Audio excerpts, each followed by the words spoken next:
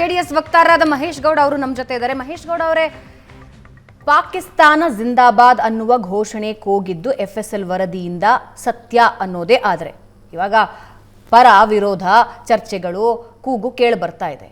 ಏನಿದು ಪ್ರೀತಿ ಸರ್? ಪಾಕಿಸ್ತಾನ ಪ್ರೀತಿ ಏನಿದು? ಮೊದಲನೇದಾಗಿ ಮೇಡಮ್, ನನ್ನ ಭಾರತ ದೇಶದ ಏನು ಈ ದೇಶಕ್ಕೋಸ್ಕರ ಪ್ರಾಣವನ್ನೇ ಮುಡುಪಾಗಿಟ್ಟಿರುವಂತಹ ನನ್ನ ಮುಸಲ್ಮಾನ ಸೈನಿಕರೇನಿದ್ದಾರೆ ಅವರಲ್ಲಿ ನಾನು ಕ್ಷಮೆಯನ್ನು ಯಾಚಿಸ್ತೇನೆ ಇವತ್ತು ಮೊದಲನೇ ಬಾರಿಗೆ. ಯಾಕೆ ಅಂತ ಹೇಳಿದ್ರೆ, ಒಂದು ಶಕ್ತಿ ಸೌಧದಲ್ಲೇ ಈ ರೀತಿ ಆದಾಗ ಅಲ್ಲಿ ದೇಶಕ್ಕೋಸ್ಕರ ಹೋರಾಟ ಮಾಡ್ತಾ ಇರುವಂಥ ಸೈನಿಕರಿಗೆ ಹೇಗಾಗಿರ್ಬೇಡ. ನಂಬರ್ 1, ಈ ಭ್ರಷ್ಟ ನೀಚ ಕಾಂಗ್ರೆಸ್ ಪಕ್ಷದ ತುಚ್ಛ ರಾಜಕಾರಣ ಇವತ್ತು ಎಲ್ಲಿಗೆ ಬಂದು ನಿಂತಿದೆ ಅಂದ್ರೆ, ಶಕ್ತಿ ಸೌಧದಲ್ಲಿ ಪಾಕಿಸ್ತಾನದ ವಿರುದ್ಧ ಘೋಷಣೆಯನ್ನ ಕೂಗಿಸುವವರೆಗೆ ಬಂದು ನಿಂತಿದೆ. ಇವರಿಗೆ ಅಧಿಕಾರ ಕೊಟ್ಟವರು ಯಾರು ಘೋಷಣೆಯನ್ನ ಕೂಗೋದಿಕ್ಕೆ? ಇದು ಯಾರು ಮಾತಾಡಲಿಲ್ಲ. ಯಾವುದೇ ಒಂದು ಎಲೆಕ್ಷನ್ ನಡಿಬೇಕಾದ್ರೆ ಶಕ್ತಿ ಸೌಧದ ಒಳಗೆ, ಸಂಸತ್ ಭವನದ ಒಳಗಡೆ 144 ಸೆಕ್ಷನ್ ಜಾರಿ ಇರುತ್ತೆ. Up to end of the election ವರೆಗೂ 144 ಸೆಕ್ಷನ್ ಜಾರಿ ಇದ್ರೂ ಸಹ ಇವತ್ತು ವಿಧಾನಸೌಧದೊಳಗಡೆ ಈ ಎಲ್ಲ ಕಂತ್ರಿ ಕಚಡ ಭಾರತ ದೇಶದ ಅಸಂವಿಧಾನಿಕ ಪದಗಳನ್ನು ಬಳಸಬೇಡಿ.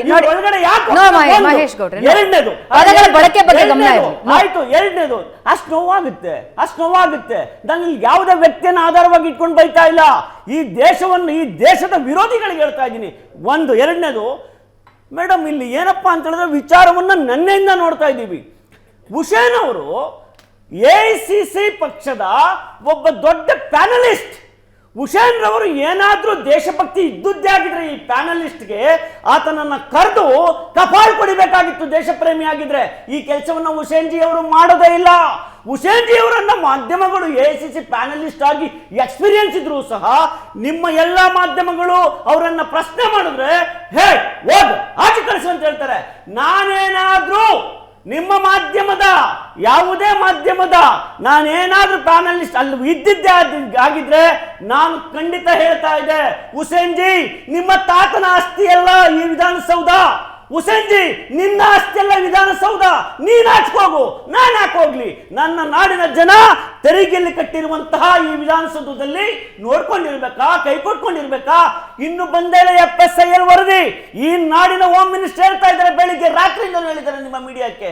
ಏನಂತ ಹೇಳಿದ್ದಾರೆ? ಸನ್ಮಾನ್ಯ ಪರಮೇಶ್ ಬರ್ಜಿ ಅವರು ಕಾನೂನು ಕ್ರಮ ಕೈಗೊಳ್ತೀವಿ, ಯಾವನೇ ಆಗಿರ್ಲಿ, must and should be arrest ಮಾಡ್ತೀವಿ ಅಂತ ಹೇಳಿದ್ದಾರೆ. ಆದರೆ ಇವತ್ತು ಹೇಳ್ತಾರೆ ಪ್ರಿಯಾಂಕಾ ಖರ್ಗೆ ಅವರು ಏನಂತ ಹೇಳ್ತಾರೆ, FSIL ವರದಿ ಬರೋದಕ್ಕೂ ಮೊದಲೇ ಈ ನಾಡಿನ ಜನರಿಗೆ ಯಾಕೆ ಹೇಳಿ ಅವರನ್ನ ಪರವಾಗಿ ಮಾತನಾಡ್ತಾರೆ ಪ್ರಿಯಾಂಕಾ ಖರ್ಗೆ ಅವರು? ಕಾಂಗ್ರೆಸ್ ಪಕ್ಷದ ಮನಸ್ಥಿತಿಯೂ ಆಗಿದೆ. ಕಾಂಗ್ರೆಸ್ ಪಕ್ಷದ ಮನಸ್ಥಿತಿಯಿಂದನೇ ಇವತ್ತು ಈ ದೇಶಕ್ಕೆ ಪಾಕಿಸ್ತಾನ್ ಜಿಂದಾಬಾದ್ ಅಂತ ಕೂಗುವಷ್ಟು ಶಕ್ತಿ ಬಂದಿದೆ ವಿಧಾನಸೌಧದ ಒಳಗಡೆ. ಎರಡನೇದೇನಪ್ಪ ಅಂತ ಹೇಳಿದ್ರೆ, ನಾಸಿರ್ ಹುಸೇನ್ ರವರು ಕೊನೆಗೆ ಏನಾಗ್ತಾರೆ ನೋಡಿದರೆ ನಿಮ್ಮ ಮಾಧ್ಯಮದಲ್ಲಿ? ಒಬ್ಬನೇ ಓಡಿ ಹೋಗ್ತಾರೆ. ಯಾಕ್ರಿ ಓಡಿ ಹೋಗ್ತಾರೆ ನಾಸಿರ್ ಹುಸೇನ್ ರವರೇ?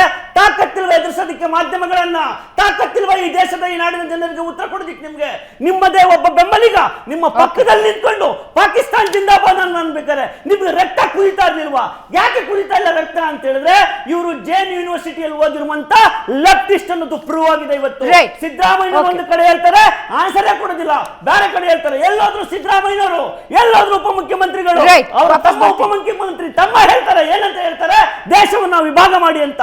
ಅಲ್ಲಿಂದ ಶುರುವಾದಂತ ಈ ಭಾರತ ದೇಶದ ಮೇಲೆ ನಡೆಯುತ್ತಿರುವಂತ ನಿರಂತರ ಕಾಂಗ್ರೆಸ್ ದೌರ್ಜನ್ಯಕ್ಕೆ ರಾಜೀನಾಮೆ ಕೊಡ್ಬೇಕು. ರಾಜೀನಾಮೆ ಕೊಡ್ಬೇಕು. ಮಾನ ಮರ್ಯಾದೆ ಇದ್ರೆ ರಾಜೀನಾಮೆ ಕೊಟ್ಟೋಗ್ಬೇಕು.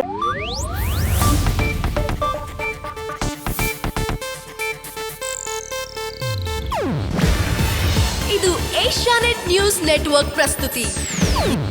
ನೀವು ನೋಡ್ತಿದ್ದೀರಾ ಏಷ್ಯಾನೆಟ್ ಸುವರ್ಣ ನ್ಯೂಸ್.